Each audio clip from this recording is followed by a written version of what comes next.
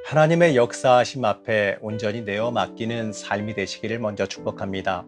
오늘 함께 보실 하나님의 말씀은 말라기서 1장 2절에서 3절 말씀입니다. 여호와께서 이르시되 내가 너희를 사랑하였노라. 하나 너희는 이르기를 주께서 어떻게 우리를 사랑하셨나이까 하는도다. 나 여호와가 말하노라. 에서는 야곱의 형이 아니냐. 그러나 내가 야곱을 사랑하였고 에서는 미워하였으며 그의 산들을 황폐하게 하였고 그의 산업을 광야의 이리들에게 넘겼느니라. 할렐루야. 엔게디 말씀 묵상과 함께 하시는 성도님들을 축복합니다. 오늘 하루도 이 하나님의 말씀 붙잡고 살아가는 삶이 되기를 축복합니다. 우리는요, 인생을 살아가면서 마주하는 이 많은 상황 속에서 이 하나님께 여러 가지 질문을 하면서 살아갑니다. 그런데요, 우리가 이 하나님께 묻는 질문들의 대다수가 이 논리적으로 틀린 질문을 하는 경우가 많이 있습니다. 만약에요, 어떤 어린아이가 여러분에게 이러한 질문을 했다고 한번 생각해 봅시다. 하나님도 들 수 없는 큰 바위가 있다면 그 바위를 하나님이 들 수 없으실까요?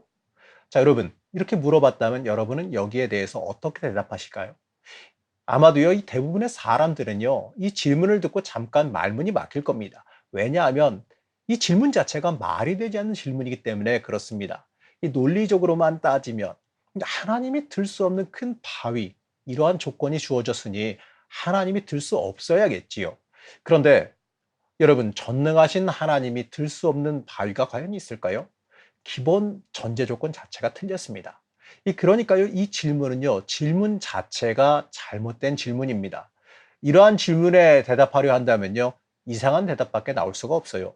물론 우리가 이 던지는 이 많은 질문은요, 방금 말씀드린 이런 예시처럼 오류가 명확하게 구분되지는 않을 겁니다. 하지만요, 우리가 던지는 이 많은 의문들이 이처럼 성립될 수 없는 질문일 때가 많이 있습니다. 우리가 살면서 하나님께 던지는 질문의 대부분은 하나님께서 살아계신다면 어떻게 이런 일이 일어날 수 있을까? 이것과 비슷한 질문이에요. 다른 말로 바꿔보게 되면요.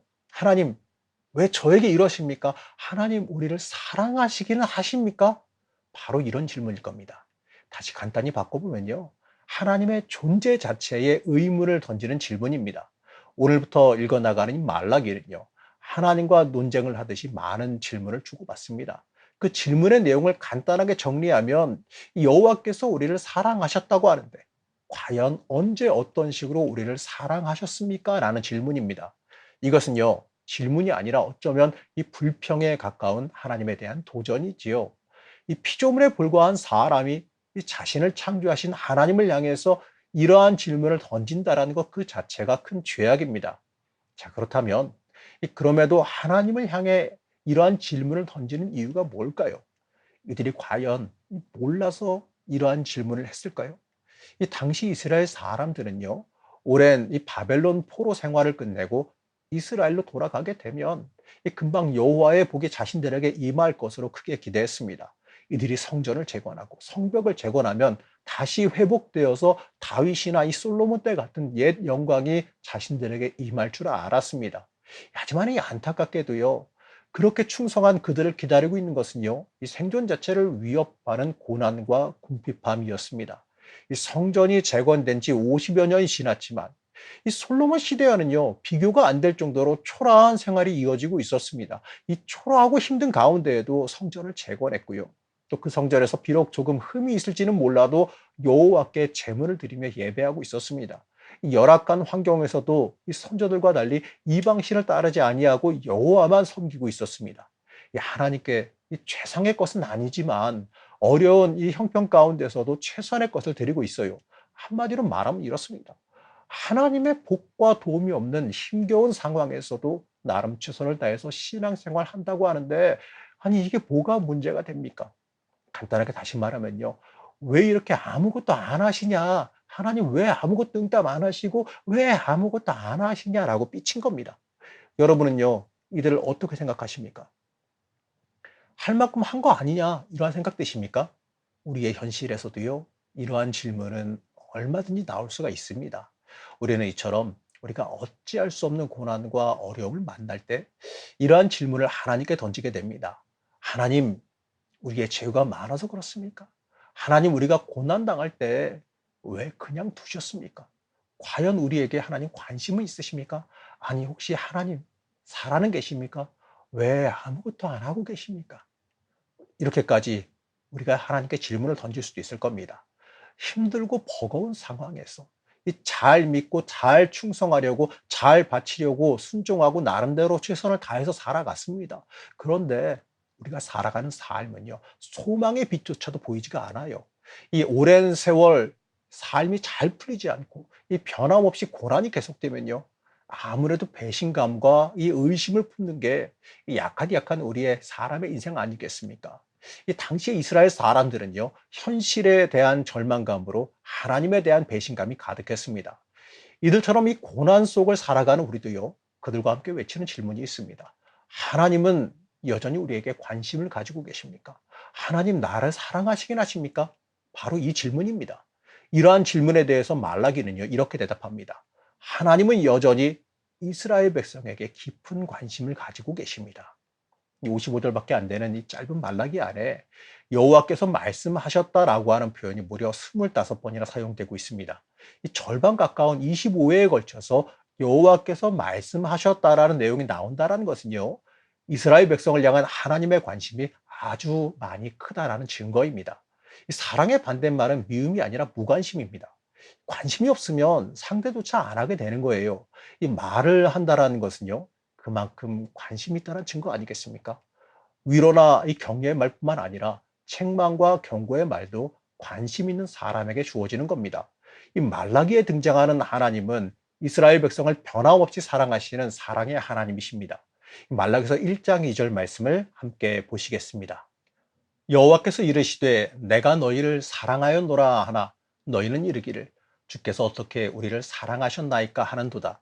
나 여호와가 말하노라 에서는 야곱의 형이 아니냐. 그러나 내가 야곱을 사랑하였고.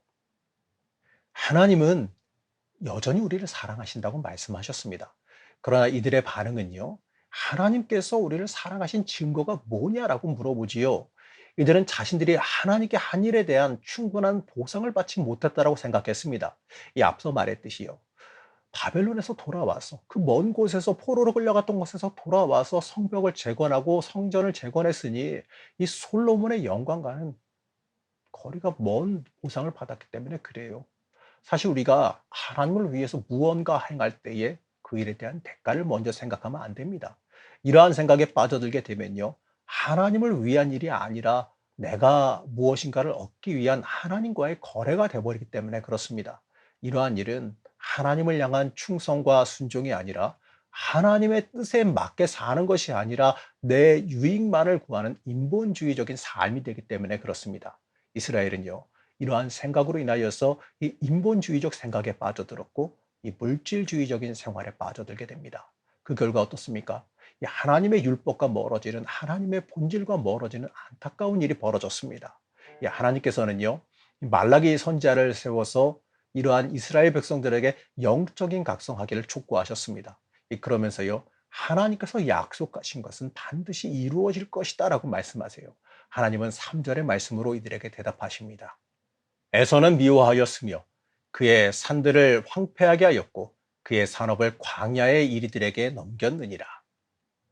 말씀에요, 갑자기 뜬금없이 에서가 등장합니다. 야곱을 사랑한다 하면 되는데 갑자기 에서는 왜 갑자기 미워하신다고 말씀하실까요? 이것은요, 에서를 미워한다기보다는 에서를 미워할 정도로 야곱을 사랑한다라는 강조적인 표현입니다. 이 말은 바꿔 말해보면 하나님을 향해서 날 사랑하느냐라고 외치는 백성에게 향한 하나님의 대답입니다. 그만큼요, 이스라엘 백성을 버리지 않으시고 사랑하신다라고 하는 강한 강조의 말씀입니다. 이 에돔과 예루살렘은요, 똑같이 바벨론에 의해서 멸망당했습니다. 그런데 예루살렘은 회복되었으나 이 에서의 후예인 에돔은요, 여전히 폐허로 남아 있습니다. 그 자체만 봐도 하나님이 유다를 유별나게 사랑하신다는 증거입니다. 4절 말씀을 보시겠습니다. 에돔은 말하기를 우리가 무너뜨림을 당하였으나 황폐된 곳을 다시 쌓으리라 하거니와 나 만군의 여호와는 이르노라. 그들은 쌓을지라도 나는 헐리라. 사람들이 그들을 일컬어 악한 지역이라 할 것이요 여호와의 영원한 진노를 받은 백성이라 할 것이며. 어떻습니까? 이스라엘은요, 하나님의 사랑을 내가 받지 못했다, 이렇게 말할 수가 없어요. 4절에서 보게 되면 에돔은 우리가 무너뜨림을 당하였으나 황폐된 곳을 다시 쌓으리라라고 말했습니다. 이 스스로의 노력으로 권세와 번영을 회복할 수 있다라고 장담했지만 하나님께서 그들의 생각을 수포로 돌아가게 하셨습니다. 여호와 하나님께서 세우시지 않으면 그 수고가 헛되기 마련입니다.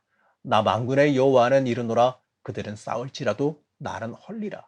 하나님은요, 모든 만물을 주관하십니다. 여러분, 중요한 것은 그 하나님께서 선택하시고 세우시는 사람이 되어야 되는 겁니다. 하나님께서는요, 이스라엘에게만 영향을 끼치는 분이 아니라 모든 것 위에 계시고 주관하심을 우리에게 보여주십니다. 모든 것 위에 계신 하나님을 철저히 의지하는 게 여러분 중요합니다. 이어지는 6절부터 14절 말씀은요, 이 제사장들의 죄악에 대한 내용을 담고 있습니다. 이 제사장들이 하나님을 철저히 경외하지 못한 죄에 대해서 지적하고 계십니다. 이 백성들을 하나님의 율법으로 가르쳐서 성결하게 할 의무가 있었음에도 이 하나님의 말씀을 거슬려서 하나님께 흠있고 병든 제물을 바치게 함으로 인하여서 하나님의 거룩한 제단을 더럽혔습니다. 이 당시에 시대적으로요, 경제 상황이 너무 어려웠습니다. 그로 인하여서 백성들이 값비싸고 온전한 제물을 바치기가 어려웠어요. 그래서 백성들이 온전한 제물을 구하기 힘들어지게 되자 그들이 온전하지 못한 제물도 허락해 주면서 바치게 했습니다. 그 이유가 뭡니까? 이 백성을 긍휼히 여겨서 그들이 하나님께 나오게 하기 만들기 위한 게 아니라 이 온전치 못한 제물을 금지시키게 되면 이 백성들이 제물을 가져오지 않게 되니까 이 자신들의 생계가 힘들어질 것을 염려했기 때문에 그렇습니다. 여러분, 이들의 행위는요, 하나님이 그들의 기업이 되어주신다는 그 사실을 신뢰하지 못하고 하나님보다 재물을 더 사랑하는 인본주의적인 인간적인 생각이었습니다. 우리는 때때로 이러한 잘못을 범합니다. 이 모든 것이 하나님께 달려있다는 것, 하나님께서 우리의 인생을 책임지신다는 것을 머리로는 잘 알지만 실제 상황 속에서는요, 철저히 하나님을 의지하지 못하는 모습을 보여주는 겁니다. 이 세상 근심과 염려로 인하여서 믿음으로 서지 못하는 경우들이 있습니다. 우리는요, 이러한 상황에서 이 세상의 것을 의존하기보다 하나님을 철저히 의지할 수 있어야 됩니다. 모든 것을 주시는 분이 하나님이심을 절대로 잊어서는 안 됩니다. 그리고 이들은요, 흠 있는 제물을 하나님께 드리고 자신들의 의무를 다했다라고 생각을 했는데 이러한 제사는요, 하나님께서 원하시는 제사가 아니었습니다. 말라기서 1장 10절 말씀을 읽어보겠습니다. 만군의 여호와가 이르노라 너희가 내 제단 위에 헛되이 불살하지 못하게 하기 위하여 너희 중에 성전 문을 닫을 자가 있었으면 좋겠도다. 내가 너희를 기뻐하지 아니하며 너희가 손으로 드리는 것을 받지도 아니하리라.